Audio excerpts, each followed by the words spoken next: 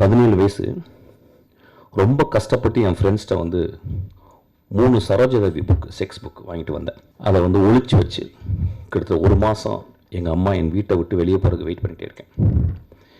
எங்கள் அம்மா மார்க்கெட் போயிட்டு வருவாங்க. ஆனால் அது எடுக்க போவோம். ஆனால் பயம் இருக்கும். ஒரு வேகமாக அந்த படங்களை மட்டும் பார்க்குறது, பிளாக் அண்ட் ஒயிட் படங்களை. அதை பார்த்துட்டு வந்து அம்மா வந்துருவாங்களோன்ற பயத்தை நான் வந்து திரும்பி ஒழிச்சு வச்சிருக்கேன். ஒரு நாள் எங்கள் அம்மா, நான் வரக்கு ஒரு 2 ஹவர் ஆகும்டா, நான் மார்க்கெட்டு போயிட்டு ஒருத்தங்க பார்த்துட்டு வந்தான்னு சொன்னாங்க. எங்கள் அம்மா பொண்ணு கதவை சாத்திட்டு அந்த 3 புத்தகங்களையும் படித்துக்கிருக்கேன்.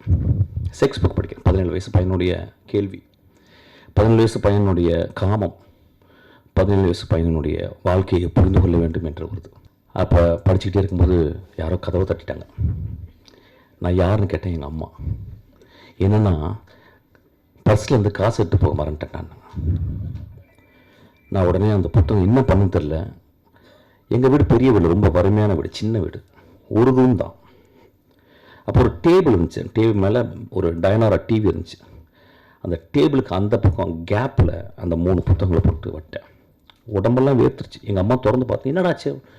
இல்லைம்மா, எனக்கு ஒரு மாதிரி ஜுரம் அடிக்கிற மாதிரி வெளியே ஓடிட்டேன். வெளியே ஓடி ஒரு 3 மணி நேரம் கிரிக்கெட் விளாட போயிட்டேன். பக்கத்தில் உட்லண்ட்ஸு, அந்த பழைய உட்லண்ட்ஸ், அங்கே கிரிக்கெட் விளாட போயிட்டு சாயங்காலம் ஒரு 6 மணிக்கு வரேன். வந்தால் எங்கள் அம்மா வெளியே ஏதோ கூட்டிக்கிட்டு இருக்காங்க. நான் உள்ளே போகிறேன். பார்த்தா எனக்கு பெரிய ஷாக்கு. அந்த 3 புத்தகம் ஏதோ கூட்டிருக்காங்க போல். உள்ளே போய் பார்த்தா அந்த 3 புத்தகம் இருக்குது. அதை எடுத்து எங்கள் அம்மா அந்த டேபிளில் வச்சு அது மேலே ஒரு சின்ன பேப்பர் வெயிட் வச்சுருந்தாங்க. எங்கள் அம்மாவை நான் பெரிய கடவுளாக பார்த்து தரணும். நண்பர்களே, இப்போ நான் ஒரு சின்ன சுச்சுவேஷனை மாற்றுறேன். அந்த 17 வயது இன்றைக்கி உங்கள் முன்னால் பேசிக்கிருக்கேன். இந்த பையன் ஒரு பெண்ணாக இருந்தால் என்ன இருக்கும் யோசிச்சு பாருங்க. அப்போ எனக்கு ஒரு சுதந்திரம், ஒரு பெண்ணுக்கு சுதந்திரம் கொடுப்போமா? எங்கள் அம்மா அநேகமாக அவளை விளக்கமாத்தால் அடித்திருப்பாள் என்று நினைக்கிறேன். காமம் ஆண்களுக்கு மட்டும் சொந்தமா?